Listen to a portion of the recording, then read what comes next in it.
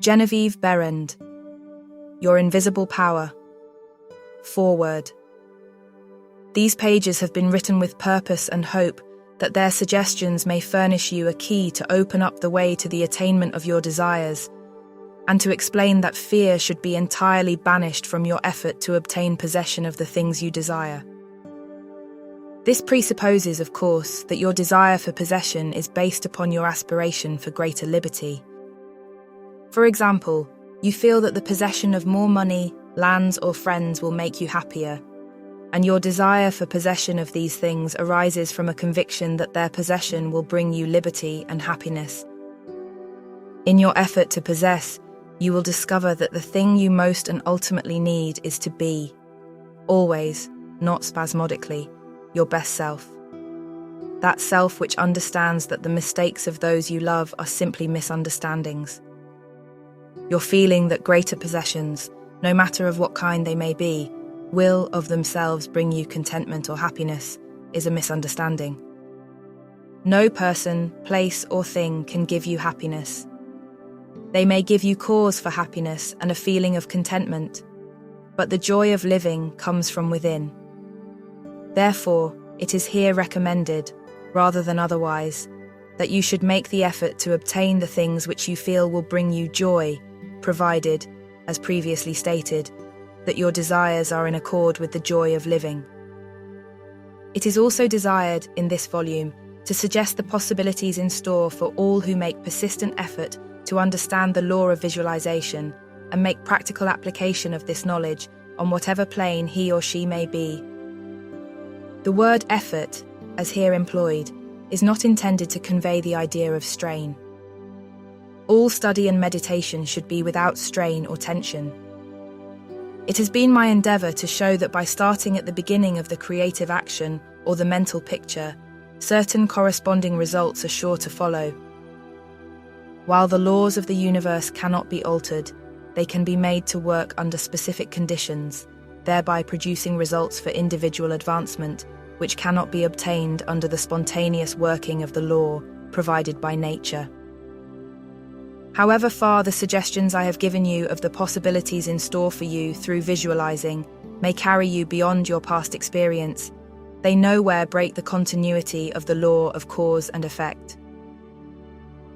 If, through the suggestions here given, anyone is brought to realize that their mind is a center through and in which all power there is in operation, simply waiting to be given direction in the one and only way through which it can take specific action, and this means reaction in concrete or physical form, then the mission to which this book is dedicated has been fulfilled.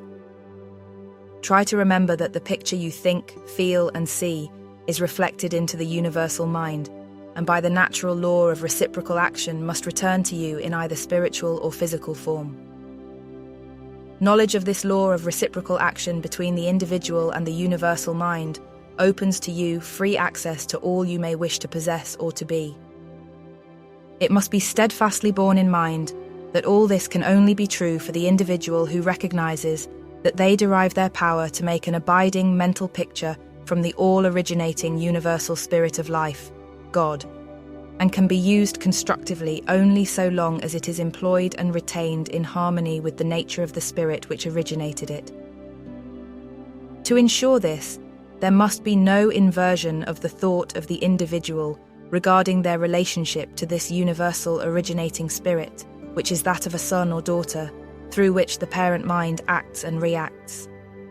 Thus conditioned, whatever you think and feel yourself to be, the creative spirit of life is bound to faithfully reproduce in a corresponding reaction.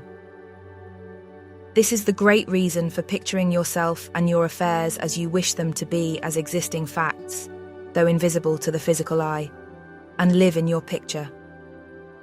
An honest endeavor to do this, always recognizing that your own mind is a projection of the originating spirit, will prove to you that the best there is yours in all your ways.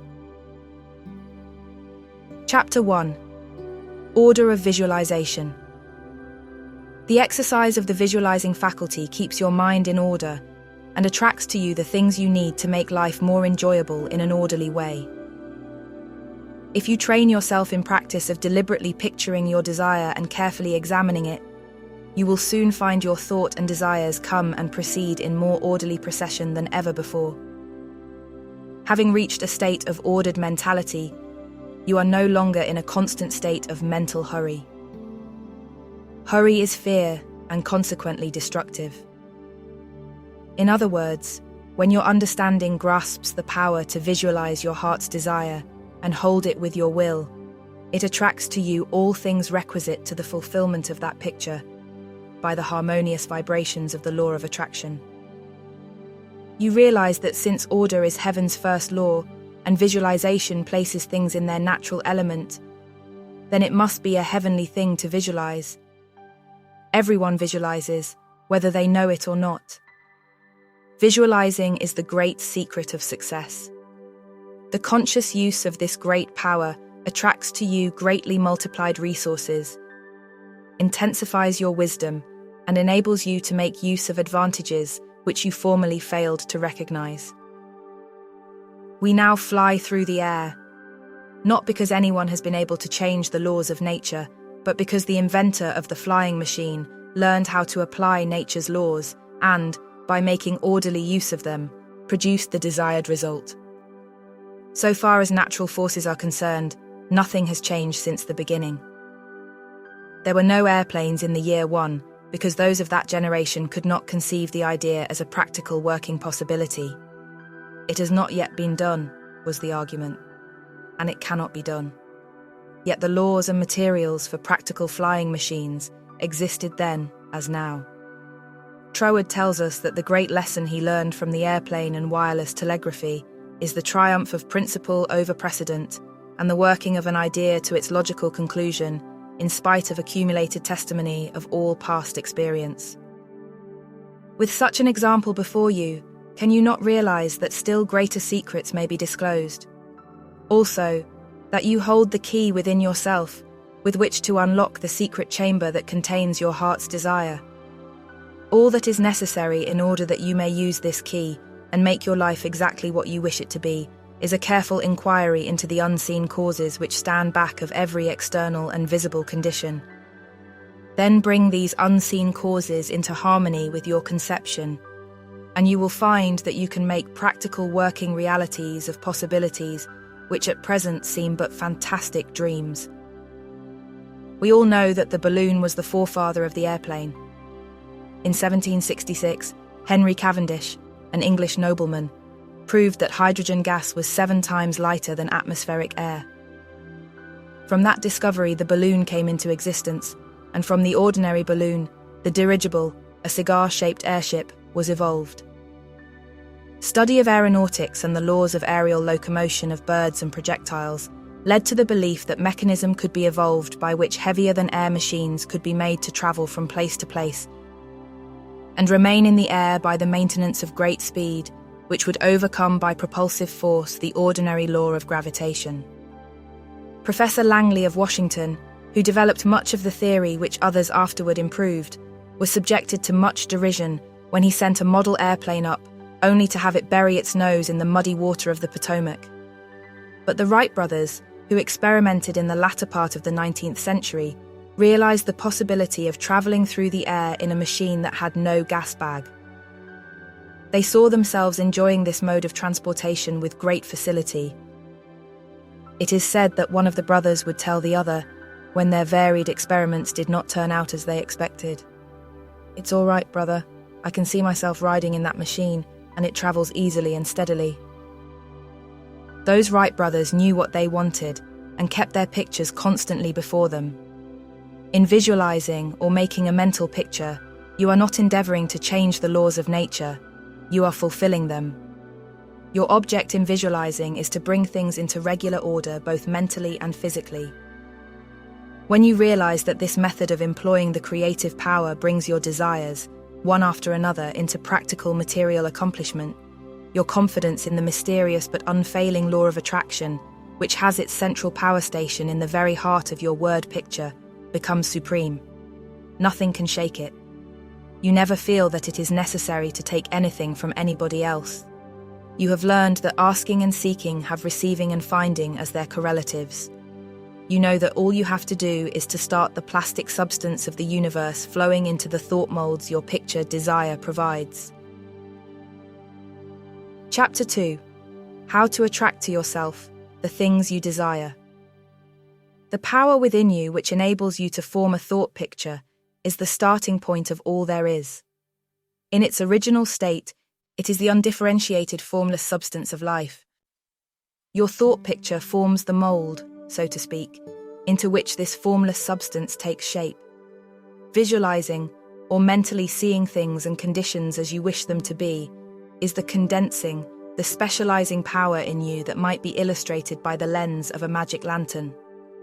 The magic lantern is one of the best symbols of this imaging faculty.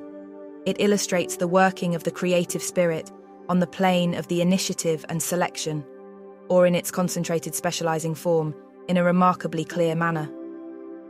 This picture slide illustrates your own mental picture, invisible in the lantern of your mind until you turn on the light of your will. That is to say, you light up your desire with absolute faith that the creative spirit of life, in you, is doing the work. By the steady flow of light of the will on the spirit, your desired picture is projected upon the screen of the physical world, an exact reproduction of the pictured slide in your mind. Visualizing without a will sufficiently steady to inhibit every thought and feeling contrary to your picture would be as useless as a magic lantern without the light. On the other hand, if your will is sufficiently developed to hold your picture in thought and feeling, without any ifs, simply realizing that your thought is the great attracting power, then your mental picture is as certain to be projected upon the screen of your physical world as any pictured slide put into the best magic lantern ever made. Try projecting the picture in a magic lantern with a light that is constantly shifting from one side to the other, and you will have the effect of an uncertain will. It is as necessary that you should always stand back of your picture with a strong, steady will, as it is to have a strong, steady light back of a picture slide. The joyous assurance with which you make your picture is the very powerful magnet of faith, and nothing can obliterate it. You are happier than you ever were, because you have learned to know where your source of supply is, and you rely upon its never-failing response to your given direction. When all said and done, happiness is the one thing which every human being wants, and the study of visualization enables you to get more out of life than you ever enjoyed before. Increasing possibilities keep opening out, more and more before you. A businessman once told me that since practicing visualization and forming the habit of devoting a few minutes each day to thinking about his work as he desired it to be in a large, broad way, his business had more than doubled in 6 months. His method was to go into a room every morning before breakfast and take a mental inventory of his business as he had left it the evening before, and then enlarge upon it. He said he expanded and expanded in this way until his affairs were in remarkably successful condition. He would see himself in his office doing everything that he wanted done. His occupation required him to meet many strangers every day. In his mental picture, he saw himself meeting these people, understanding their needs, and supplying them in just the way they wished. This habit, he said, had strengthened and steadied his will in an almost inconceivable manner. Furthermore, by thus mentally seeing things as he wished them to be, he had acquired the confident feeling that a certain creative power was exercising itself, for him and through him, for the purpose of improving his little world. When you first begin to visualize seriously, you may feel, as many others do, that someone else may be forming the same picture you are, and that naturally would not suit your purpose. Do not give yourself any unnecessary concern about this. Simply try to realize that your picture is an orderly exercise of the universal creative power, specifically applied. Then you may be sure that no one can work in opposition to you. The universal law of harmony prevents this. Endeavor to bear in mind that your mental picture is universal mind, exercising its inherent powers of initiative and selection specifically. God, or universal mind, made man for the special purpose of differentiating himself through him. Everything that is came into existence in this same way, by this self-same law of self-differentiation, and for the same purpose. First the idea, the mental picture or the prototype of the thing, which is the thing itself in its incipiency or plastic form. The great architect of the universe contemplated himself as manifesting through his polar opposite, matter, and the idea expanded and projected itself until we have a world, many worlds. Many people ask, but why should we have a physical world at all? The answer is, because it is the nature of originating substance to solidify, under directivity rather than activity, just as it is the nature of wax to harden when it becomes cold, or plaster of Paris to become firm and solid when exposed to the air. Your picture in this same divine substance in its fluent state, taking shape through the individualized center of divine operation, your mind. And there is no power to prevent this combination of spiritual substance from becoming physical form. It is the nature of spirit to complete its work, and an idea is not complete until it has made for itself a vehicle. Nothing can prevent your picture from coming into concrete form except the same power that gave it birth, yourself. Suppose you wish to have a more orderly room. You look about your room, and the idea of order suggests boxes, closets, shelves, hooks, and so forth. The box, the closet, the hooks, all are concrete ideas of order, vehicles through which order and harmony suggest themselves. Chapter 3. Relation between mental and physical form. Some persons feel that it is not quite proper to visualize for things. It's too material, they say. But material form is necessary for the self-recognition of spirit from the individual standpoint, and this is the means through which the creative process is carried forward. Therefore, far from matter being an illusion and something that ought not to be, as some metaphysical teachers have taught, matter is the necessary channel for the self-differentiation of spirit. However, it is not my desire to lead you into lengthy and tiresome scientific reasoning in order to remove the mystery of visualization and to put it upon a logical foundation. Naturally, each individual will do this in his own way. My only wish is to point out to you the smoothest way I know, which is the road on which Troward guides me. I feel sure you will conclude as I have, that the only mystery in connection with visualizing is the mystery of life taking form, governed by unchangeable and easily understood laws. We all possess more power and greater possibilities than we realize, and visualizing is one of the greatest of these powers. It brings other possibilities to our observation. When we pause to think for a moment, we realize that for a cosmos to exist at all, it must be the outcome of a cosmic mind, which binds all individual minds to a certain generic unities of action, thereby producing all things as realities and nothing as illusions. If you will take this thought of Troward's and meditate upon it without prejudice, you will surely realize that concrete material form is an absolute necessity of the creative process.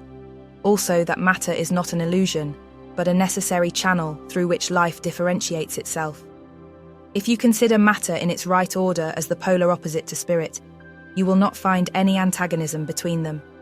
On the contrary, together they constitute one harmonious whole. And when you realize this, you feel, in your practice of visualizing, that you are working from cause to effect, from beginning to finish. In reality, your mental picture is the specialized working of the originating spirit. One could talk for hours on purely scientific lines, showing, as Troward says, that raw material for the formation of the solar systems is universally distributed throughout all space. Yet investigation shows that while the heavens are studded with millions of suns, there are spaces that show no signs of cosmic activity. This being true, there must be something which started cosmic activity in certain places, while passing over others in which the raw material was equally available. At first thought, one might attribute the development of cosmic energy to the etheric particles themselves. Upon investigation, however, we find this to be mathematically impossible in a medium which is equally distributed throughout space, for all its particles are in equilibrium. Therefore, no one particle possesses in itself a greater power of originating motion than the other. Thus we find that the initial movement, though working in and through the particles of primary substance, is not the particles themselves. It is this something we mean when we speak of spirit. The same power that brought universal substance into existence will bring your individual thought or mental picture into physical form. There is no difference of kind in the power. The only difference is a difference of scale. The power and the substance themselves are the same. Only in working out your mental picture, it has transferred its creative energy from the universal to the scale of the particular, and is working in the same unfailing manner from its specific center, your mind. Chapter 4. Operation of your mental picture. The operation of a large telephone system may be used as a simile. The main or head central subdivides itself into many branch centrals, every branch being in direct connection with its source, and each individual branch recognizing the source of its existence, reports all things to its central head. Therefore, when assistance of any nature is required, new supplies, difficult repairs to be done or whatnot, the branch in need goes at once to its central head. It would not think of referring its difficulties, or its successes, to the main central of a telegraph system, though they belong to the same organization. These different branch centrals know that the only remedy for any difficulty must come from the central out of which they were projected. If we, as individual branches of the universal mind, would refer our difficulties in the same confident manner to the source from which we were projected, and use the remedies that it has provided, we would realize what Jesus meant when he said, "Ask and ye shall receive." Our every equipment would be met. Surely the Father must supply the child. The trunk of the tree cannot fail to provide for its branches. Everything animate or inanimate is called into existence or outstandingness by a power which itself does not stand out.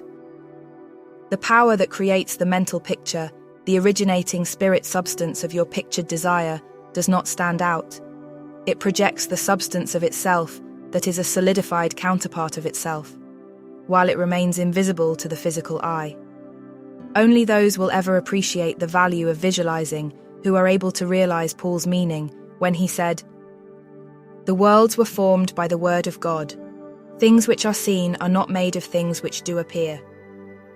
There is nothing unusual or mysterious in the idea of your pictured desire coming into material evidence. It is the working of a universal natural law. The world was projected by the self-contemplation of the universal mind, and this same action is taking place in its individualized branch, which is the mind of man. Everything in the whole world has its beginning in mind and comes into existence in exactly the same manner, from the hat on your head to the boots on your feet. All are projected thoughts, solidified. Your personal advance in evolution depends upon your right use of the power of visualizing, and your use of it depends on whether you recognize that you, yourself, are a particular center, through and in which the originating spirit is finding ever new expression for potentialities already existing within itself. This is evolution, this continual unfolding of existing, though outwardly invisible, things. Your mental picture is the force of attraction that evolves and combines the originating substance into specific shape. Your picture is the combining and evolving powerhouse, so to speak, through which the originating creative spirit expressed itself. Its creative action is limitless, without beginning and without end, and always progressive and orderly. It proceeds stage by stage, each stage being a necessary preparation for the one to follow. Now let us see if we can get an idea of the different stages by which the things in the world have come to be. Troward says, "If we can get at the working principle which is producing these results, we can very quickly and easily give it personal application. First, we find that the thought of originating life or spirit about itself is its simple awareness of its own being, and this produced a primary ether, a universal substance out of which everything in the world must grow." Troward also tells us that, though this awareness of being is a necessary foundation for any further possibilities, it is not much to talk about. It is the same with individualized spirit, which is yourself. Before you would entertain the idea of making a mental picture of your desire as being at all practical, you must have some idea of your being, of your I am, and just as soon as you are conscious of your I amness, you begin to wish to enjoy the freedom which this consciousness suggests. You want to do more and be more, and as you fulfill this desire within yourself, localized spirit begins conscious activities in you. The thing you are most concerned with is the specific action of the creative spirit of life, universal mind specialized. The localized God germ in you is your personality, your individuality, and since the joy of absolute freedom is the inherent nature of this God germ, it is natural that it should endeavor to enjoy itself through its specific center. And as you grow in the comprehension that your being, your individuality, is God particularizing himself, you naturally develop divine tendencies. You want to enjoy life and liberty. You want freedom in your affairs as well as in your consciousness. And it is natural that you should. Always with this progressive wish, there is a faint thought picture. As your wish and your recognition grow into an intense desire, this desire becomes a clear mental picture. For example, a young lady studying music wishes she had a piano in order to practice at home. She wants the piano so much that she can mentally see it in one of the rooms. She holds the picture of the piano and indulges in the mental reflection of the pleasure and advantage it will be to have the piano in the corner of the living room. One day she finds it there just as she had pictured it. As you grow in understanding as to who you are, where you came from, and what the purpose of your being is, how you are to fulfill the purpose for which you are intended, you will more and more afford a center through which the creative spirit of life can enjoy itself. And you will realize that there can be but one creative process filling all space, which is the same in its potentiality, whether universal or individual. Furthermore, all that there is, whether on the plane of the visible or invisible, had its origin in the localized action of thought or a mental picture. And this includes yourself, because you are universal spirit localized, and the same creative action is taking place through you. Now you are no doubt asking yourself why there is so much sickness and misery in the world. If the same power and intelligence which brought the world into existence is in operation in the mind of man, why does it not manifest itself as strength, joy, health, and plenty? If one can have one's desires fulfilled by simply making a mental picture of that desire, holding on to it with the will, and doing without anxiety, on the outward plane, whatever seems necessary to bring the desire into fulfillment, then there seems no reason for the existence of sickness and poverty. Surely no one desires either. The first reason is that few persons will take the trouble to inquire into the working principle of the laws of life. If they did, they would soon convince themselves that there is no necessity for the sickness and poverty that we see about us. They would realize that visualizing is a principle and not a fallacy. There are a few who have found it worthwhile to study this simple, though absolutely unfailing law that will deliver them from bondage. However, the race as a whole is not willing to give the time required for this study. It is either too simple or too difficult. They may make a picture of their desire with some little understanding of visualizing for a day or two, but more frequently it is for an hour or so. But if you will insist upon mentally seeing yourself surrounded by things and conditions as you wish them to be, you will understand that the creative energy sends its plastic substance in the direction indicated by the tendency of your thoughts. Herein lies the advantage of holding your thought in the form of a mental picture. The more enthusiasm and faith you are able to put into your picture, the more quickly it will come into visible form, and your enthusiasm is increased by keeping your desire secret. The moment you speak it to any living soul, that moment your power is weakened. Your power, your magnet of attraction, is not so strong, and consequently cannot reach so far. The more perfectly a secret between your mind and outer self is guarded, the more vitality you give your power of attraction. One tells one's troubles to weaken them, to get them off one's mind, and when a thought is given out, its power is dissipated. Talk it over with yourself, and even write it down and at once destroy the paper.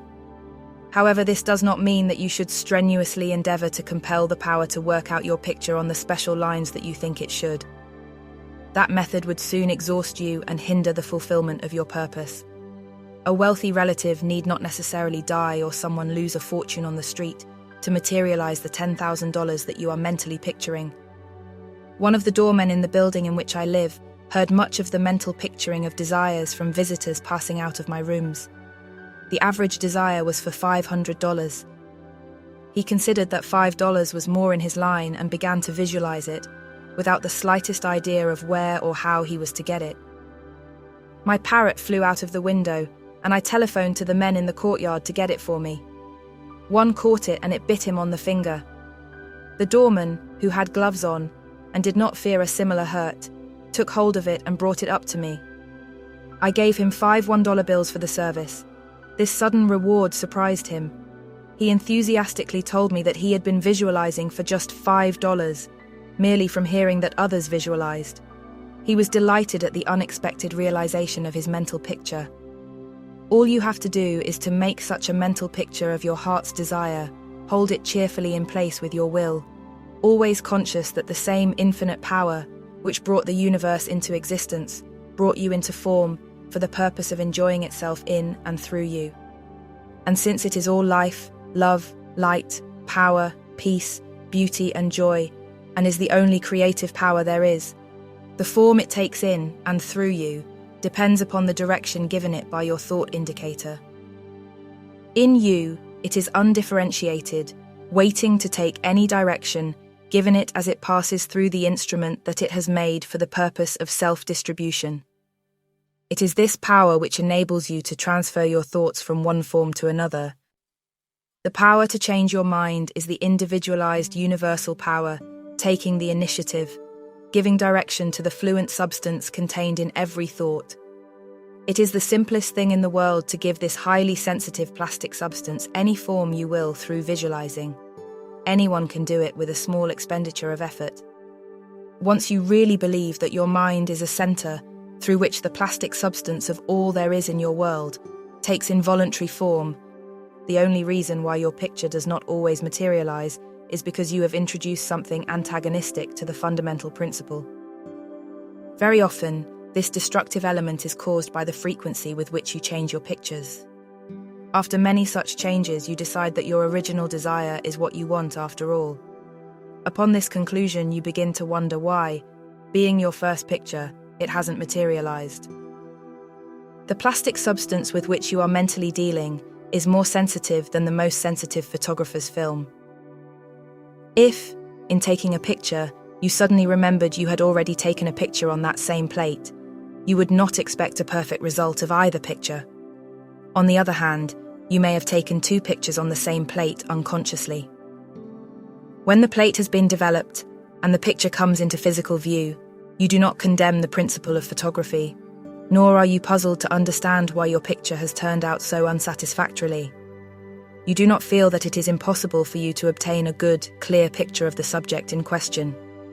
You know that you can do so by simply starting at the beginning, putting in a new plate, and determining to be more careful while taking your picture next time. These lines followed out, you are sure of a satisfactory result. If you will proceed in the same manner with your mental picture, doing your part in a correspondingly confident frame of mind, the result will be just as perfect. The laws of visualizing are as infallible as the laws governing photography. In fact, photography is the outcome of visualizing. Again, your results in visualizing and your desires may be imperfect or delayed through the misuse of this power, owing to the thought that the fulfillment of your desire is contingent upon certain persons or conditions. The originating principle is not in any way dependent upon any person, place, or thing. It has no past and knows no future. The law is that the originating creative principle of life is the universal here and everlasting now. It creates its own vehicles through which to operate. Therefore, past experience has no bearing upon your present picture. So do not try to obtain your desire through a channel that may not be natural for it, even though it may seem reasonable to you. Your feeling should be that the thing, or the consciousness which you so much desire, is normal and natural, a part of yourself, a form for your evolution. If you can do this, there is no power to prevent your enjoying the fulfillment of the picture you have in hand, or any other. Chapter 5. Expressions from Beginners. Hundreds of persons have realized that visualizing is an Aladdin's lamp to him with a mighty will. General Foch says that his feelings were so outraged during the Franco-Prussian War in 1870 that he visualized himself leading a French army against the Germans to victory. He said he made his picture, smoked his pipe, and waited. This is one result of visualizing we are all familiar with. A famous actress wrote a long article in one of the leading Sunday papers last winter, describing how she rid herself of excessive body fat and weight by seeing her figure constantly as she wished to be. A very interesting letter came to me from a doctor's wife while I was lecturing in New York. She began with the hope that I would never discontinue my lectures on visualization, making humanity realize the wonderful fact that they possess the method of liberation within themselves. Relating her own experience, she said that she had been born on the east side of New York in the poorest quarter. From earliest girlhood, she had cherished a dream of marrying a physician someday. This dream gradually formed a stationary mental picture. The first position she obtained was in the capacity of a nursemaid in a physician's family. Leaving this place, she entered the family of another doctor. The wife of her employer died, and in time the doctor married her, the result of her long-pictured yearning. After that, both she and her husband conceived the idea of owning a fruit farm in the South. They formed a mental picture of the idea and put their faith in its eventual fulfillment. The letter she sent me came from their fruit farm in the South. It was while at the farm that the doctor's wife wrote me. Her second mental picture had seen the light of materialization. Many letters of a similar nature come to me every day. The following is a case that was printed in the New York Herald last May. Atlantic City, May 5th. She was an old woman, and when she was arraigned before Judge Clarence Goldenberg in the police court today, she was so weak and tired she could hardly stand. The judge asked the court attendant what she was charged with. "Stealing a bottle of milk, Your Honor," repeated the officer. "She took it from the doorstep of a downtown cottage before daybreak this morning." "Why did you do that?" Judge Goldenberg asked her. "I was hungry," the old woman said. "I didn't have a cent in the world and no way to get anything to eat except to steal it. I didn't think anybody would mind if I took a bottle of milk." "What's your name?" asked the judge. "Weinberg," said the old woman. "Elizabeth Weinberg." Judge Goldenberg asked her a few questions about herself. Then he said, "Well, you're not very wealthy now, but you're no longer poor. I've been searching for you for months. I've got $500 belonging to you from the estate of a relative. I am the executor of the estate." Judge Goldenberg paid the woman's fine out of his own pocket and then escorted her into his office, where he turned her legacy over to her and sent a policeman out to find her a lodging place. I learnt later that this little woman had been desiring and mentally picturing $500, while all the time ignorant of how it could possibly come to her. But she kept her vision and strengthened it with her faith. In a recent issue of Good Housekeeping, there was an article by Addington Bruce entitled "Stiffening Your Mental Backbone." It is very instructive and would benefit anyone to read it. He says, in part, "Form the habit of devoting a few moments every day to thinking about your work in a large, broad, imaginative way, as a vital necessity to yourself and a useful service to society." Huntington, the great railway magnate, before he started building his road from coast to coast, said that he took hundreds of trips all along the line before there was a rail laid. It is said that he would sit for hours with a map of the United States before him and mentally travel from coast to coast, just as we do now, over his fulfilled mental picture. It would be possible to call your attention to hundreds of similar cases. The best method of picturing to yourself that which you may desire is both simple and enjoyable, if you once understand the principle back of it well enough to believe it. First and above everything else, be sure of what it is you really want. Then specialize your desire along these lines. Chapter 6. Suggestions for making your mental picture. Perhaps you want to feel that you've lived to some purpose. You want to be content and happy, and you feel that with good health and with successful business, you could enjoy this state of mind. After you have decided once and for all that this is what you want, you proceed to picture yourself healthy, and your business just as great, a success as you can naturally conceive it growing into.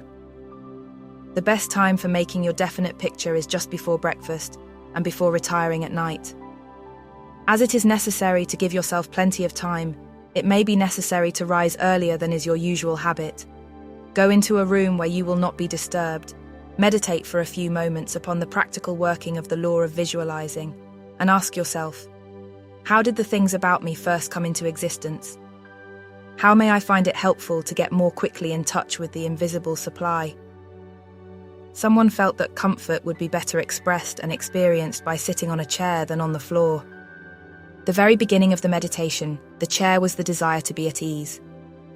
With this came the picture of some sort of a chair. The same principle applies to the hat and the clothes that you wear. Go carefully into this thought of the principle back of the thing. Establish it as a personal experience. Make it a fact to your consciousness. If you are thorough in this, you will find yourself in the deep consciousness beneath the surface of your own thought power. Then open a window. Take about 10 deep breaths, and during the time draw a large imaginary circle of light around you. As you inhale, keeping yourself in the center of this circle of light, see great rays of light coming from the circle and entering your body at all points, centralizing itself at your solar plexus. Hold the breath a few moments at this central light of your body, the solar plexus, then slowly exhale. As you do this mentally, see imaginary rays or sprays of light going up through the body and down and out through the feet. Mentally spray your entire body with this imaginary light. When you have finished the breathing exercise, sit in a comfortable upright chair and mentally know there is but one life, one substance, and this life substance of the universe is finding pleasure in self-recognition in you. Repeat some affirmation of this kind until you feel the truth and reality of the words that you are affirming. Then begin your picture. Whether your desire is for a state of consciousness or a possession, large or small, begin at the beginning. If you want a house, begin by seeing yourself in the kind of house you desire. Go all through it, taking careful note of the rooms, where the windows are situated, and such other details as help you to feel the reality of your concept. You might change some of the furniture and look into some of the mirrors just to see how healthy, wealthy, and happy you look. Go over your picture again and again until you feel the reality of it. Then write it all down just as you have seen it, with the feeling that the best there is mine. There is no limit to me because my mind is a center of divine operation, and your picture is as certain to come true in your physical world as the sun is to shine. Chapter 7. Things to remember in using your thought power for the production of new conditions. 1. Be sure to know what conditions you wish to produce. Then weigh carefully to what further results the accomplishment of your desire will lead. 2. By letting your thought dwell upon a mental picture, you are concentrating the creative spirit to this center, where all its forces are equally balanced. 3. Visualizing brings your objective mind into a state of equilibrium, which enables you to consciously direct the flow of spirit to a definitely recognized purpose, and to carefully guide your thought from including a flow in the opposite direction. 4. You must always bear in mind that you are dealing with a wonderful potential energy, which is not yet differentiated into any particular mold, and that by the action of your mind, you can differentiate it into any specific mold that you will. Your picture assists you to keep your mind fixed on the fact that the inflow of this creative energy is taking place. Also, by your mental picture, you are determining the direction you wish the sensitive creative power to take, and by doing this, the externalization of your picture is a certainty. 5. Remember when you are visualizing properly that there is no strenuous effort on your thoughts to hold your thought forms in place. Strenuous effort defeats your purpose and suggests the consciousness of an adverse force to be fought against, and this creates conditions adverse to your picture. 6. By holding your picture in a cheerful frame of mind, you shut out all thoughts that would disperse the spiritual nucleus of your picture. Because the law is creative in its action, your pictured desire is certain of accomplishment. 7. The seventh and great thing to remember in visualizing is that you are making a mental picture for the purpose of determining the quality you are giving to the previously undifferentiated substance and energy, rather than to arrange the specific circumstances for its manifestation. That is the work of creative power itself. It will build its own forms of expression quite naturally, if you will allow it, and save you a great deal of needless anxiety. What you really want is expansion in a certain direction, whether of health, wealth, or whatnot, and so long as you get it, as you surely will, if you confidently hold to your picture? What does it matter whether it reaches you by some channel which you thought you could count upon, or through some other of whose existence you had no idea? You are concentrating energy of a particular kind for a particular purpose. Bear this in mind and let specific details take care of themselves, and never mention your intention to anyone. Remember always that nature, from her clearly visible surface to her most arcane depths, is one vast storehouse of light and good entirely devoted to your individual use. Your conscious oneness with the great whole is the secret of success, and when once you have fathomed this, you can enjoy your possession of the whole or a part of it at will, because by your recognition you have made it and can increasingly make it yours. Never forget that every physical thing, whether for you or against you, was a sustained thought before it was a thing. Thought as thought is neither good nor bad. It is creative action and always takes physical form. Therefore, the thoughts you dwell upon become the things you possess or do not possess. Chapter 8. Why I took up the study of mental science. I have frequently been questioned about my reasons for taking up the study of mental science, and as to the results of my search, not only in knowledge of principles, but also in the application of that knowledge to the development of my own life and experience. Such inquiries are justifiable, because one who essays the role of a messenger and teacher of psychological truths can only be effective and convincing as he or she has tested them in the laboratory of mental experience. This is particularly true in my case, as the only personal pupil of Thomas Troward, the greatest master of mental science of the present day, whose teaching is based upon the relation borne by the individual mind toward the universal creative mind, which is the giver of life, and the manner in which that relation may be invoked to secure expansion and fuller expression in the individual life. The initial impulse toward the study of mental science was an overwhelming sense of loneliness. In every life there must come some such experiences of spiritual isolations as, at that period, pervaded my life. Notwithstanding the fact that each day found me in the midst of friends, surrounded by mirth and gaiety, there was a persistent feeling that I was alone in the world. I had been a widow for about 3 years, wandering from country to country, seeking for peace of mind. The circumstances and surroundings of my life were such that my friends looked upon me as an unusually fortunate young woman. Although they recognized that I had sustained a great loss when my husband died, they knew that he had left me well provided for, free to go anywhere at pleasure, and having many friends. Yet, if my friends could have penetrated my inmost emotions, they would have found a deep sense of emptiness and isolation.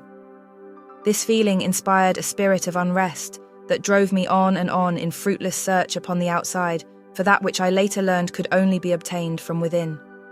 I studied Christian Science, but it gave me no solace. Though fully realizing the great work the scientists were doing, and even having the pleasure and privilege of meeting Mrs. Eddy personally, but it was impossible for me to accept the fundamental teachings of Christian Science and make practical application of it. When about to abandon the search for contentment and resign myself to resume a life of apparent amusement, a friend invited me to visit the great seer and teacher, Abdu'l-Baha.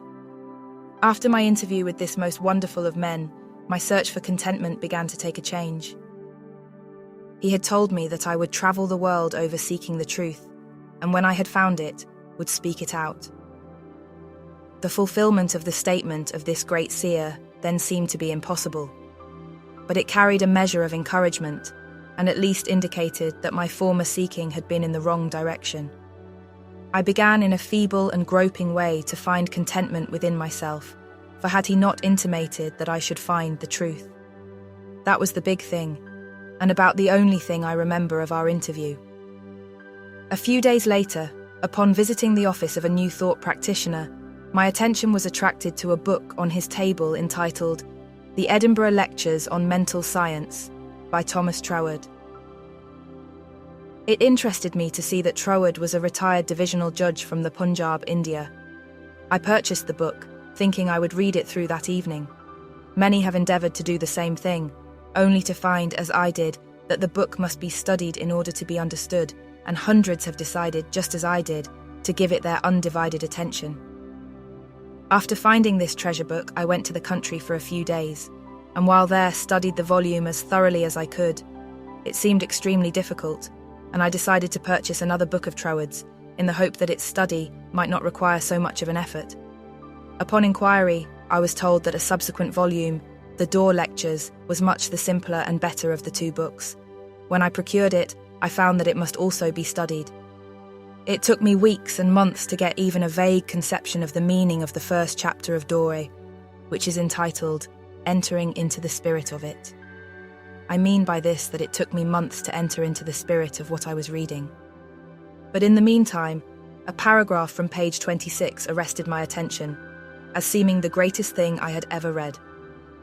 I memorized it and endeavored with all my soul to enter into the spirit of Troward's words.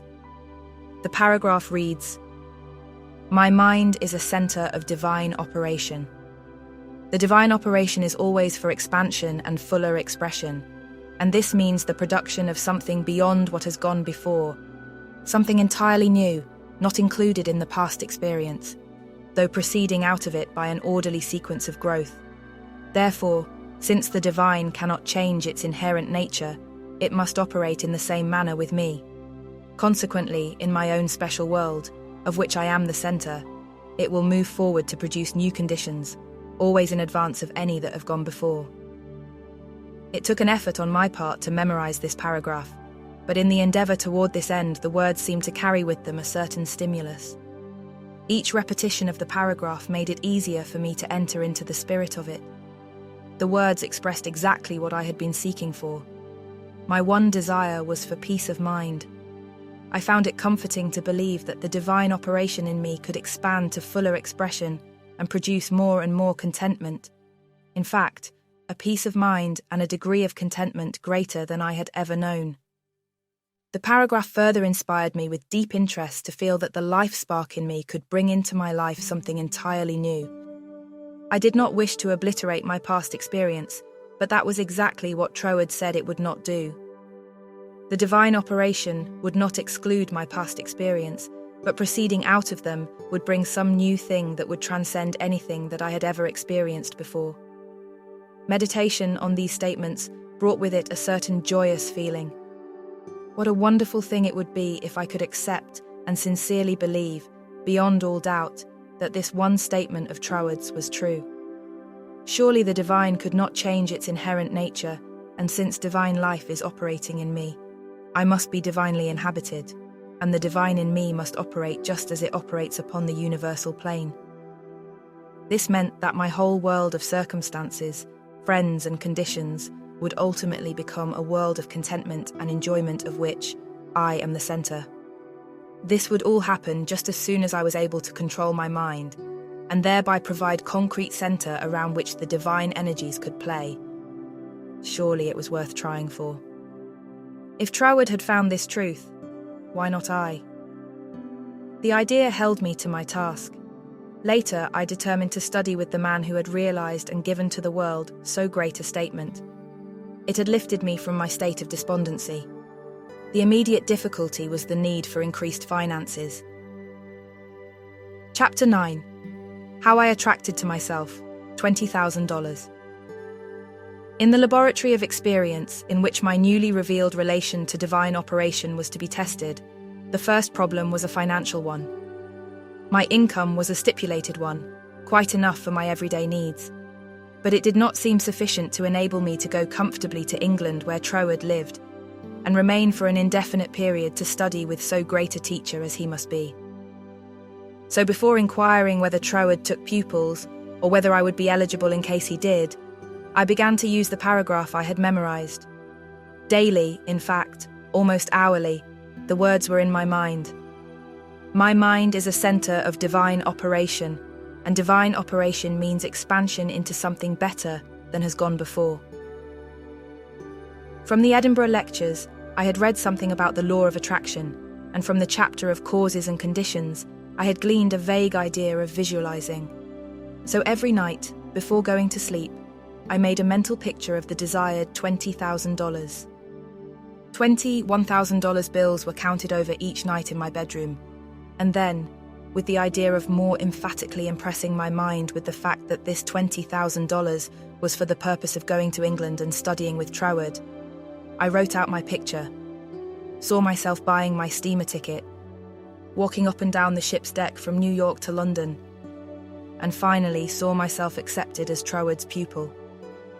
This process was repeated every morning and every evening, always impressing more and more fully upon my mind Troward's memorized statement: "My mind is a center of divine operations." I endeavored to keep this statement in the back part of my consciousness all the time, with no thought in mind as how the money might be obtained. Probably the reason why there was no thought of the avenues through which the money might reach me was because I could not possibly imagine where the $20,000 would come from. So I simply held my thoughts steady and let the power of attraction find its own ways and means.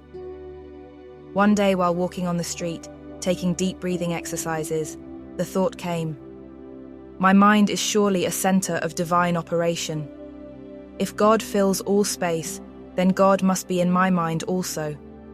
If I want this money to study with Troward, that I may know the truth of life, then both the money and the truth must be mine, though I am unable to feel or see the physical manifestations of either.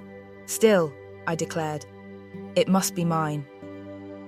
While these reflections were going on in my mind, there seemed to come up from within me the thought, I am all the substance there is.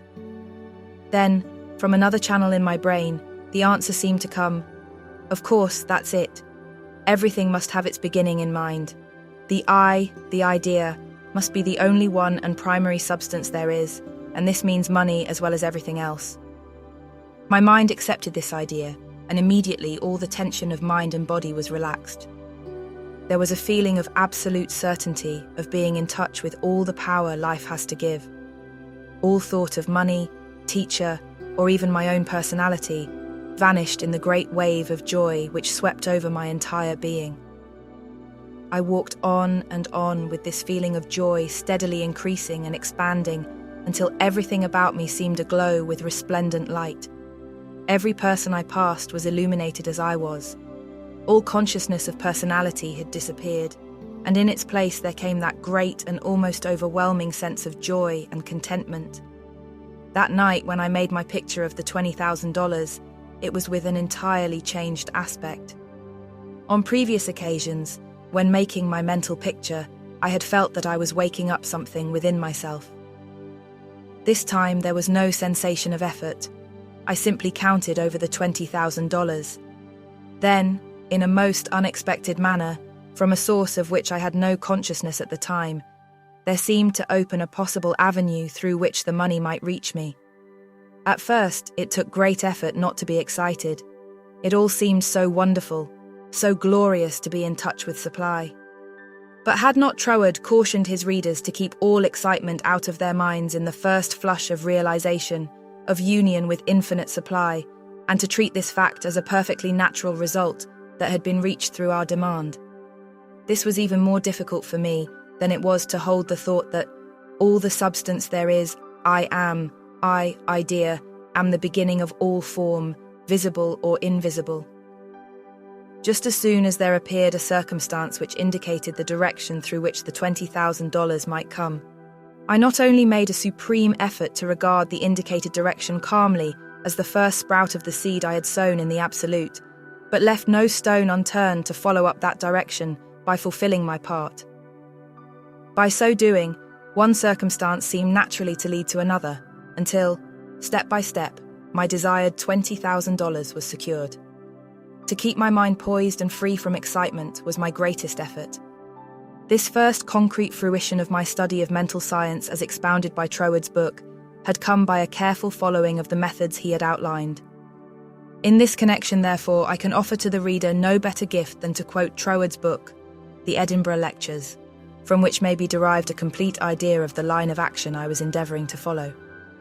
In the chapter on causes and conditions, he says, "To get good results, we must properly understand our relation to the great impersonal power we are using. It is intelligent, and we are intelligent, and the two intelligences must cooperate. We must not fly in the face of the law expecting it to do for us what it can only do through us. and we must therefore use our intelligence with the knowledge that it is acting as the instrument of a greater intelligence. And because we have this knowledge, we may and should cease from all anxiety as to the final result. In actual practice, we must first form the ideal conception of our object, with the definite intention of impressing it upon the universal mind. It is this thought that takes such thought out of the region of mere casual fancies, and then affirm that our knowledge of the law is sufficient reason for a calm expectation of a corresponding result, and that therefore all necessary conditions will come to us in due order. We can then turn to the affairs of our daily life with the calm assurance that the initial conditions are either there already or will soon come into view. If we do not at once see them, let us rest content with the knowledge that the spiritual prototype is already in existence, and wait till some circumstance pointing in the desired direction begins to show itself. It may be a very small circumstance, but it is the direction and not the magnitude that is to be taken into consideration. As soon as we see it, we should regard it as the first sprouting of the seed sown in the absolute, and do calmly and without excitement whatever the circumstances seem to require. And then later on, we shall see that this doing will in turn lead to a further circumstance in the same direction, until we find ourselves conducted, step by step, to the accomplishment of our object. In this way, the understanding of the great principle of the law of supply will, by repeated experiences, deliver us more and more completely out of the region of anxious thought and toilsome labour, and bring us into a new world where the useful employment of all our powers, whether mental or physical, will only be an unfolding of our individuality upon the lines of its own nature, and therefore a perpetual source of health and happiness. A sufficient inducement, surely, to the careful study of the laws governing the relation between the individual and the universal mind. To my mind, then as now, this quotation outlines the core and centre of the method and manner of approach necessary for coming in touch with infinite supply. At least it, together with the previously quoted statement, "My mind is a centre of divine operation," etc., constituted the only apparent means of attracting to myself the $20,000. My constant endeavour to get into the spirit of these statements and to attract to myself this needed sum was about 6 weeks, at the end of which time I had in my bank the required $20,000. This could be made into a long story, giving all the details, but the facts, as already narrated, will give you a definite idea of the magnetic condition of my mind while the $20,000 was finding its way to me. Chapter 10. How I became the only personal pupil of the greatest mental scientist of the present day. As soon as the idea of studying with Troward came to me, I asked a friend to write to him for me, feeling that perhaps my friend could put my desire in better or more persuasive terms than I could employ. To all the letters written by this friend, I received not one reply. This was so discouraging that I would have completely abandoned the idea of becoming Troward's pupil, except for the experience I had that day on the street when my whole world was illuminated, and I remembered the promise, "All things whatsoever thou wilt, believe thou hast received, and thou shalt receive." With this experience in my mind, my passage to England was arranged, notwithstanding the fact that apparently my letters were ignored. We wrote again, however, and finally received a reply, very courteous though very positive. Troward did not take pupils. He had no time to devote to a pupil. Notwithstanding this definite decision, I declined to be discouraged because of the memory of my experience upon the day when the light and the thought came to me, "I am all the substance there is." I seemed to be able to live that experience over at will, and with it there always came a flood of courage and renewed energy. We journeyed on to London, and from there telegraphed Troward, asking for an interview. The telegram was promptly answered by Troward setting a date when he could see us. At this time, Troward was living in Ruan Manor, a little out-of-the-way place in the southern part of England, about 20 miles from a railway station.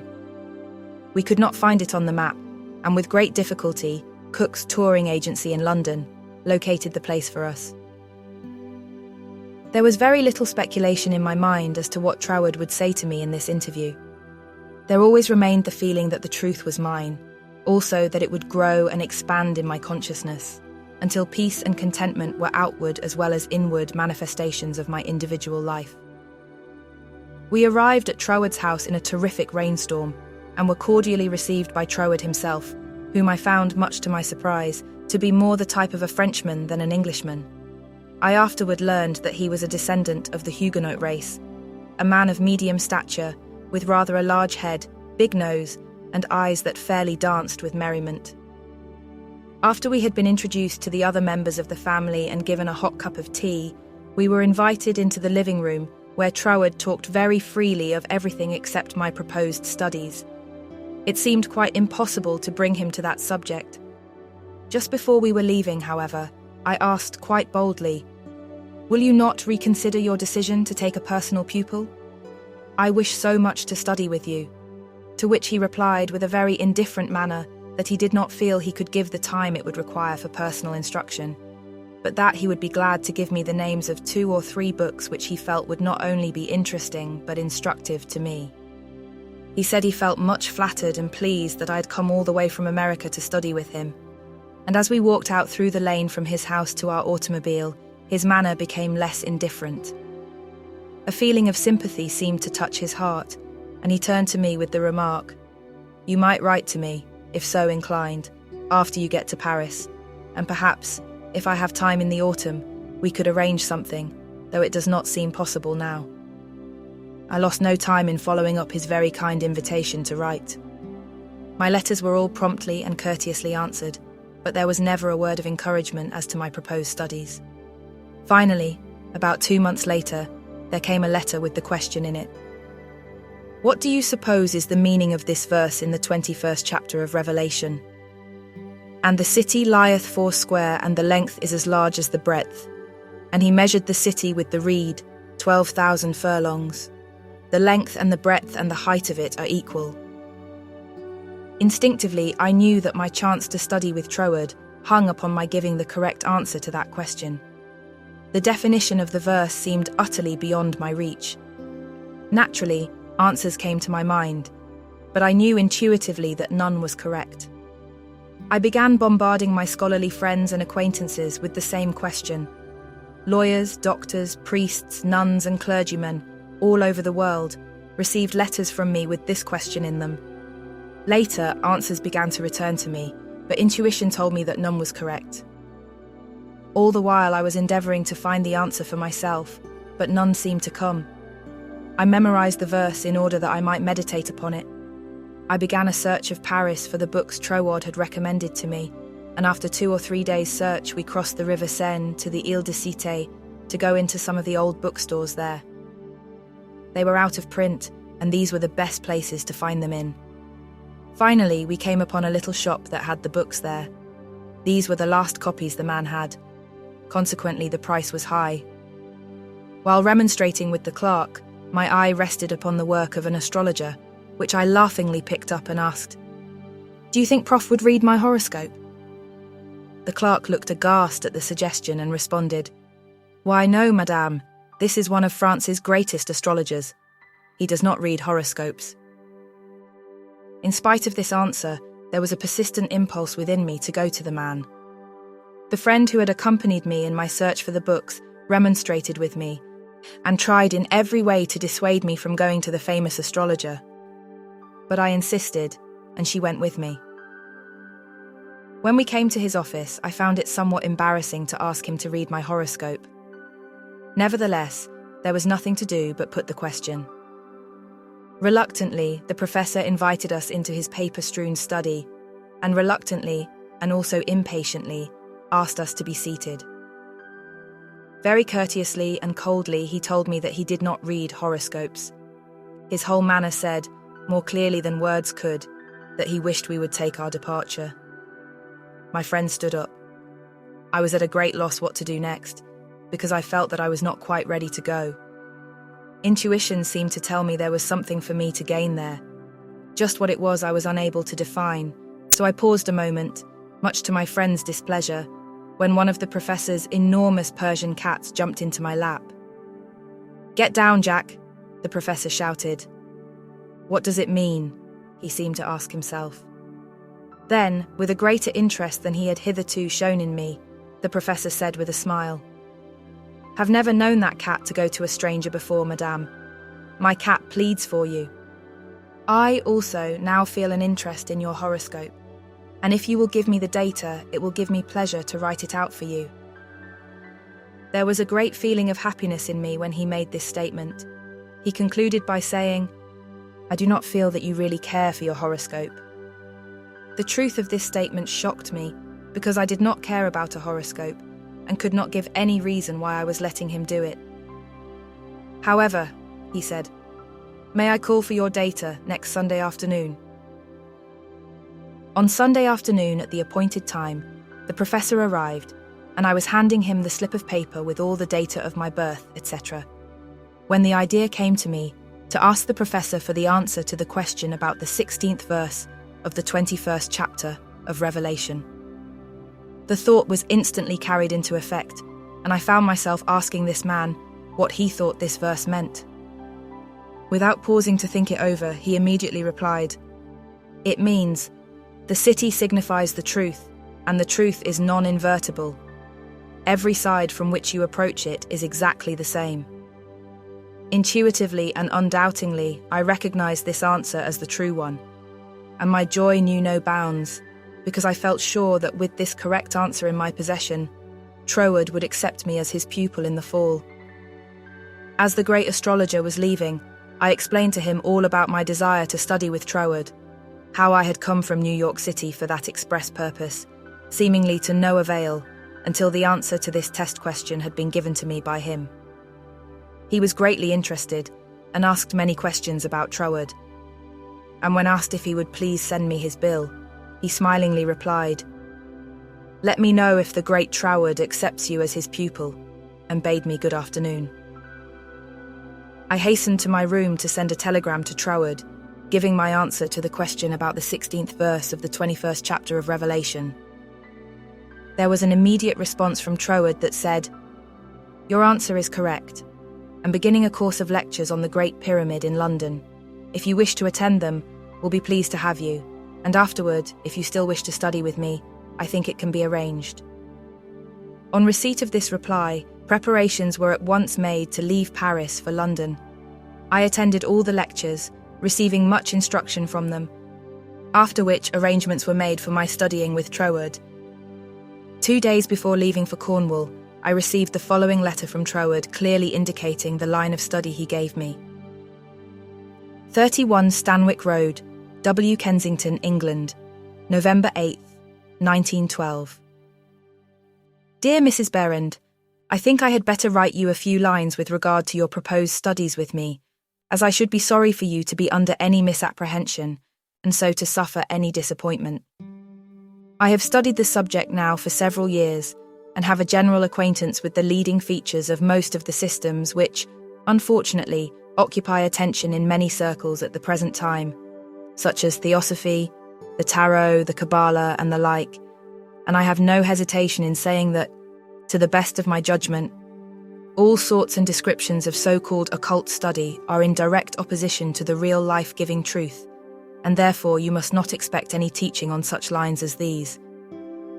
We hear a great deal these days about initiation, but believe me, the more you try to become a so-called initiate, the further you will put yourself from living life. I speak after many years of careful study and consideration when I say that the Bible and its revelation of Christ is the one thing really worth studying, and that is a subject large enough in all conscience, embracing, as it does, our outward life and of everyday concerns, and also the inner springs of our life and all that we can in general terms conceive of the life in the unseen after putting off the body at death. You have expressed a very great degree of confidence in my teaching, and if your confidence is such that you wish, as you say, to put yourself entirely under my guidance, I can only accept it as a very serious responsibility, and should have to ask you to exhibit that confidence by refusing to look into such so-called mysteries as I would forbid you to look into. I am speaking from experience, but the result will be that much of my teaching will appear to be very simple, perhaps to some extent dogmatic, and you will say you have heard much of it before. Faith in God, prayer and worship, approach to the Father through Christ. All this, is in a certain sense familiar to you. And all I can hope to do is perhaps to throw a little more light on these subjects, that they may become to you not merely traditional words, but present living facts.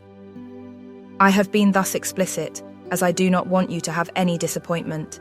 And also I should say that our so-called course of study will be only friendly conversations at such times as we can fit them in, either you coming to our house or I to yours, as may be most convenient at the time. Also, I will lend you some books that will be helpful, but they are very few, and in no sense occult. Now, if all this falls in with your ideas, we shall, I am sure, be very glad to see you at Rouen Manor, and you will find that the residents there, though few, are very friendly, and the neighbourhood very pretty. But on the other hand, if you feel that you want some other source of learning, do not mind saying so, only you will never find any substitute for Christ. I trust you will not mind my writing you like this, but I do not want you to come all the way down to Cornwall and then be disappointed. With kindest regards, yours sincerely, signed, T. Troward. This copy of Troward's letter, to my mind, is the greatest thing I can give you. Chapter 11. How to bring the power in your word into action. In your every word, there is the power germ that expands and projects itself in the direction your word indicates, and ultimately develops into physical expression. For example, you wish to establish joy in your consciousness. Just repeat the word joy secretly, persistently, and emphatically. The joy germ begins to expand and project itself until your whole being is filled with joy. This is not a mere fancy, but a truth. Once you experience this power, you will daily prove that these facts have not been fabricated to fit a theory, but the theory has been built up by careful observation of facts. Everyone knows that joy comes from within. Another may give you cause for joy, but no one can be joyous for you. Joy is a state of consciousness, and consciousness is purely, Troward says, mental. Mental faculties always work under something which stimulates them, and this stimulus may come either from without, through the external senses, or from within, by the consciousness of something not perceptible on the physical plane. The recognition of this interior source of stimulus enables you to bring into your consciousness any state you desire. Once a thing seems normal to you, it is as surely yours, through the law of growth and attraction, as it is yours to no addition after you have the conscious use of figures.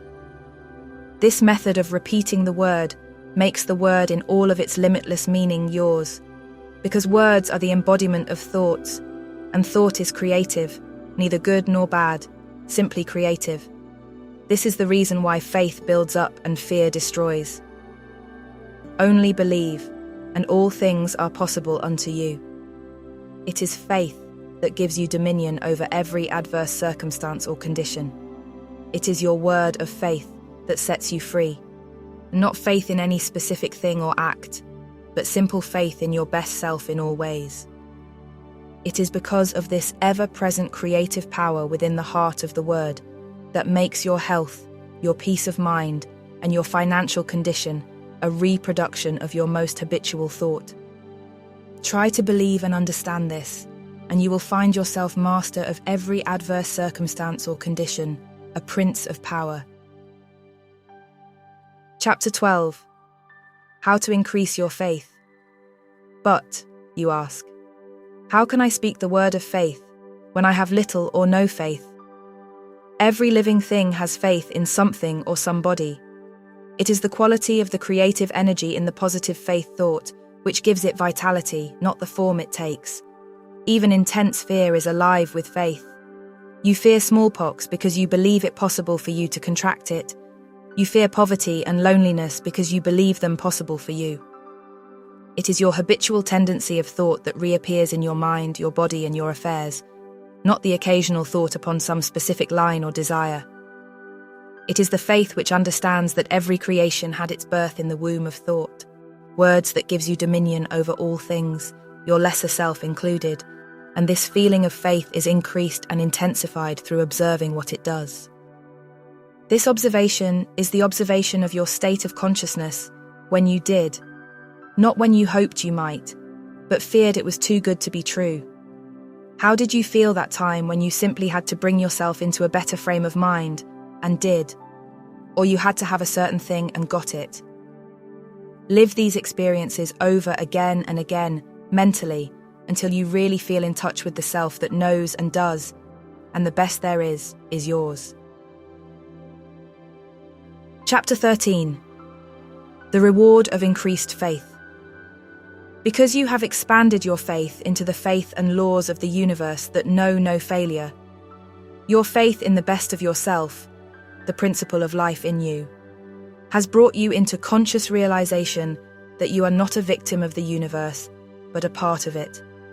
Consequently, there is that within yourself which is able to make conscious contact with the universal principle of law and power, and enables you to press all the particular laws of nature, whether visible or invisible, into serving your particular demand or desire, and thereby you find yourself master, not a slave of any situation. Troward tells us that this mastering is to be accomplished by knowledge, and the only knowledge which will afford this purpose in all its measureless immensity is the knowledge of the personal element in universal spirit and its reciprocity to our own personality. In other words, the words you think, the personality you feel yourself to be, are all reproductions in miniature or specialized God or universal spirit. All your word thoughts were God-word forms before they were yours. The words you use are the instruments, channels, through which the creative energy takes shape. Naturally, this sensitive creative power can only reproduce in accordance with the instrument through which it passes. All disappointments and failures are the result of endeavoring to think one thing and produce another. This is just as impossible as it would be for an electric fan to be used for lighting purposes, or for water to flow through a crooked pipe in a straight line. The water must take the shape of the pipe through which it flows. Even more truly, this sensitive, invisible, fluent substance must reproduce outwardly the shape of the thought word through which it passes. This is the law of its nature. Therefore, it logically follows, as a man thinketh, so is he. Hence, when your thought or word form is in correspondence with the eternal constructive and forward movement of the universal law, then your mind is the mirror in which the infinite power and intelligence of the universe sees itself reproduced, and your individual life becomes one of harmony. Chapter 14. How to make nature respond to you. It should be steadily borne in mind that there is an intelligence and power in all nature and all space that is always creative and infinitely sensitive and responsive. The responsiveness of its nature is twofold. It is creative and amenable to suggestion. Once the human understanding grasps this all-important fact, it realizes the simplicity of the law of life. All that is necessary is to realize that your mind is a center of divine operation, and consequently contains that within itself which accepts suggestions, and expect all life to respond to your call. And you will find suggestions which tend to the fulfillment of your desire coming to you, not only from your fellow men, but also from the flowers, the grass, the trees, and the rocks, which will enable you to fulfill your heart's desire if you act upon them in confidence on this physical plane. Faith without works is dead, but faith with works sets you absolutely free. Chapter 15. Faith with works, what it has accomplished. It is said of Tyson, the great Australian millionaire, that the suggestion to make the desert land of Australia blossom as the rose came to him from a modest little Australian violet while he was working as a bushman for something like 3 shillings a day. He used to find these friendly little violets growing in certain places in the woods, and something in the flower touched something akin to itself in the mind of Tyson, and he would sit on the side of his bunk at night and wonder how flowers and vegetable life could be given an opportunity to express itself in the desert land of Australia. No doubt he realized that it would take a long time to save enough money to put irrigating ditches in the desert lands, but his thought and feeling was sure it could be accomplished, and if it could be done, he could do it.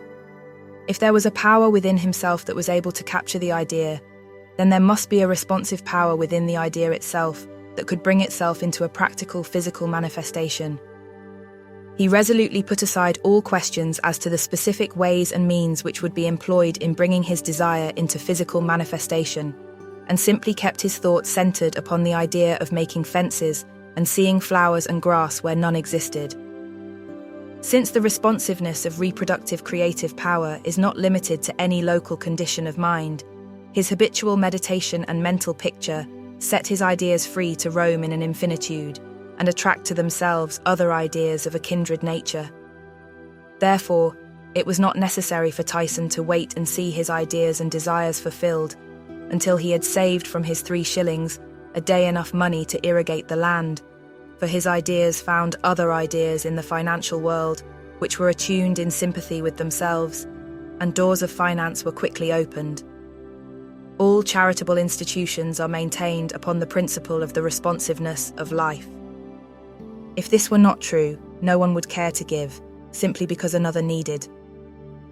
The law of demand and supply, cause and effect, can never be broken.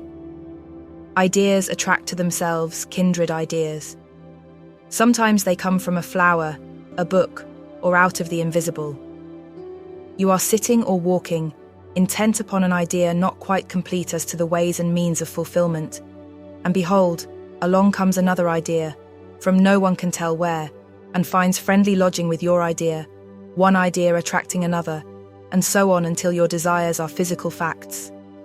You may feel the necessity for an improvement in your finances, and wonder how this increase is to be brought about, when there seems suddenly to come from within the idea that everything had its birth in thought, even money, and your thoughts turn their course. You simply hold to the statement or affirmation that the best, and all there is yours. Since you are able to capture ideas from the infinite through the instrument of your intuition, you let your mind rest upon that thought, knowing full well that this very thought will respond to itself.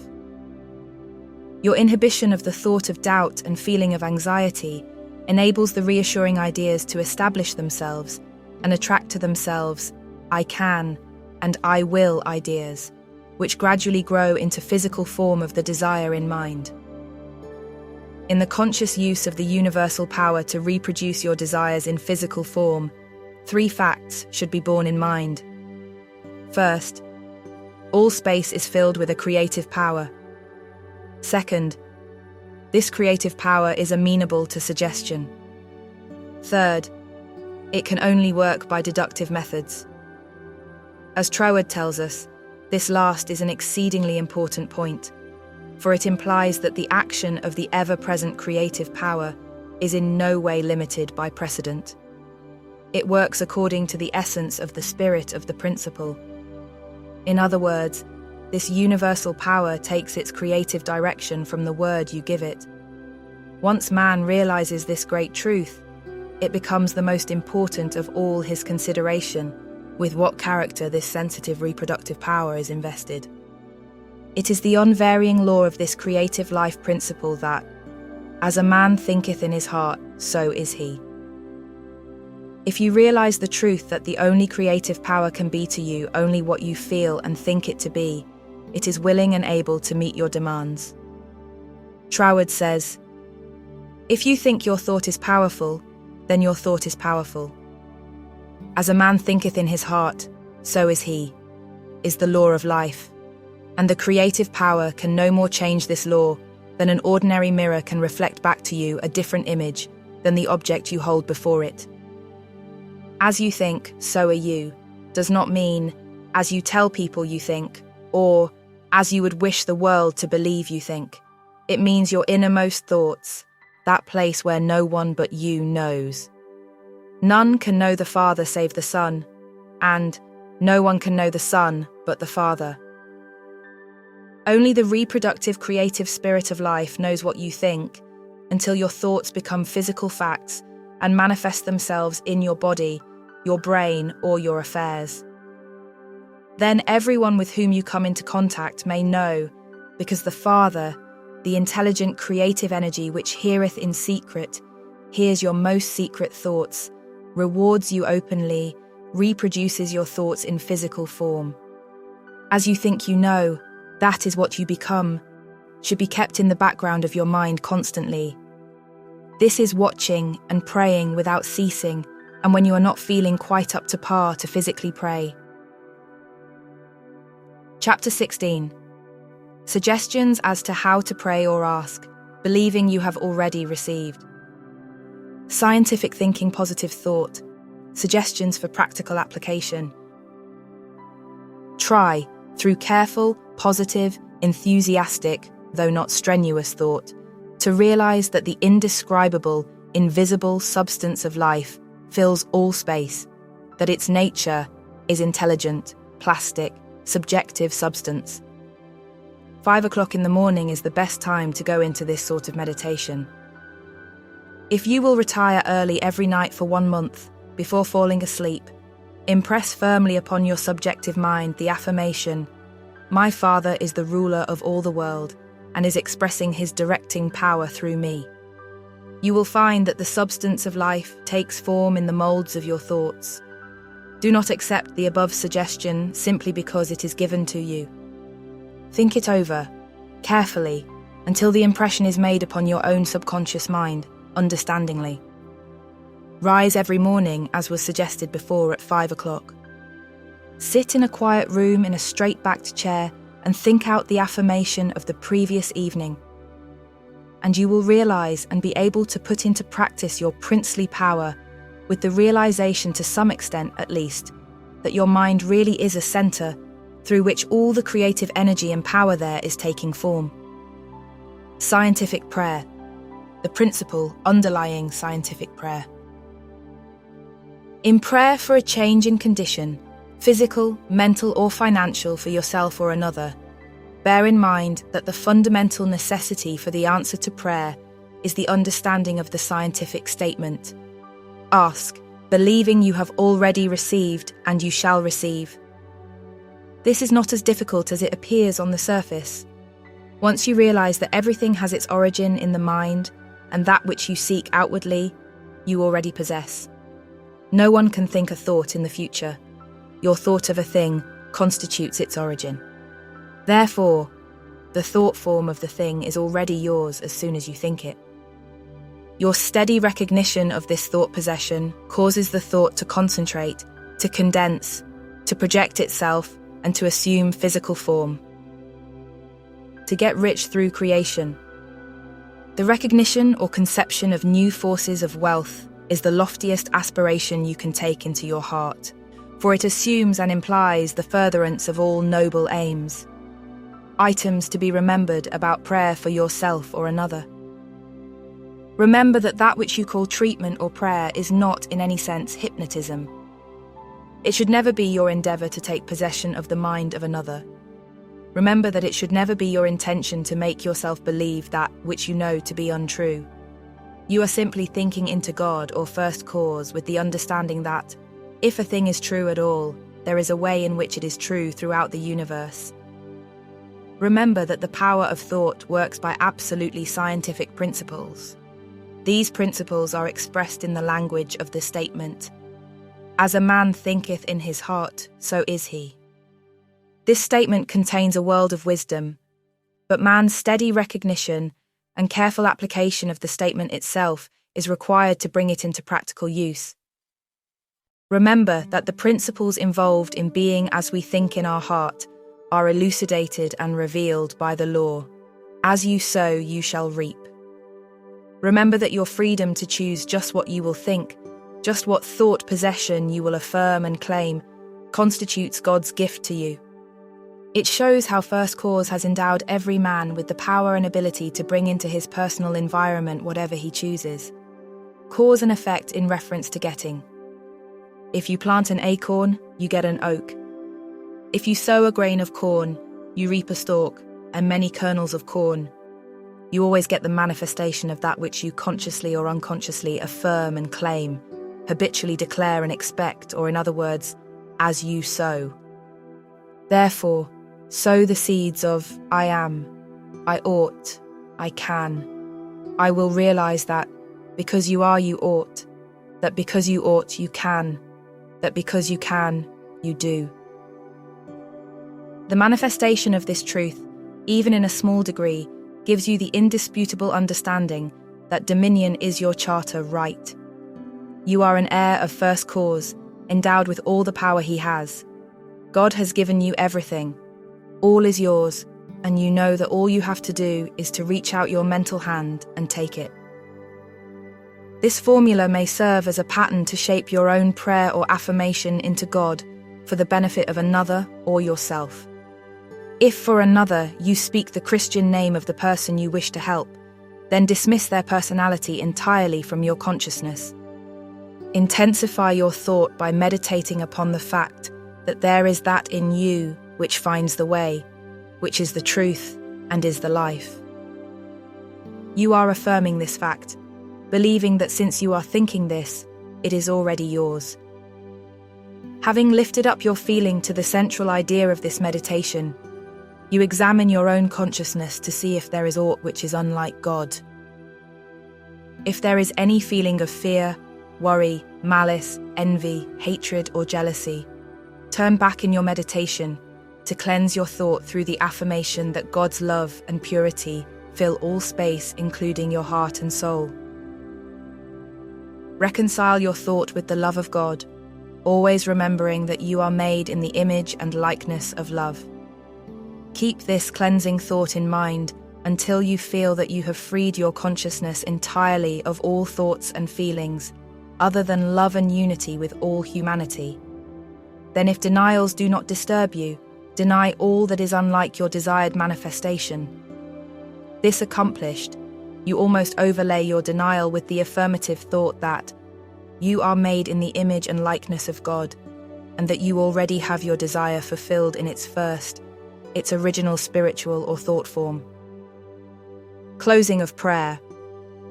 Prayer as a method of thought is a deliberate use of the law, which gives you the power of dominion over everything which tends in any way to hamper your perfect liberty. You have been given life that you may enjoy it more and more fully. The steady recognition of this truth makes you declare yourself a prince of power. You recognize, accept, and use this power as a child of a king, and hence dominion is your birthright. Then when you feel the light of this great truth flooding your consciousness, open the floodgates of your soul in heartfelt praise that you have the understanding that the Creator and His creation are one. Also that the Creator is continually creating through His creation. Close your treatment in the happy assurance that the prayer which is fulfilled is not a form of supplication, but a steady habitual affirming that the Creator of all creation is operating specifically through you. Therefore, the work must be perfectly done. Your mind is a center of divine operation. Hints for application and practice. For every 5 minutes given to reading and study of the theories of mental science, spend 15 minutes in the use and application of the knowledge acquired. 1. Spend 1 minute in every 24 hours in conscientiously thinking over the specification that must be observed in order to have your prayers answered. 2. Practice the steady recognition of desirable thought possession for 2 periods of 15 minutes each every day. Not only time yourself each period to see how long you can keep a given conception before your mental vision, but also keep a written record of the vividness with which you experience your mental image. Remember that your mental senses are just as varied and trainable as your physical ones. 3. Spend 5 minutes every day between 12 noon and 1 o'clock with a mental search for new sources of wealth. Chapter 17. Things to remember. Remember that the greatest mental scientist the world has ever known, Jesus Christ, the man, said all things are possible unto you. Also, the things I do, you can do. Did he tell the truth? Jesus did not claim to be more divine than you are. He declared the whole human race children of God.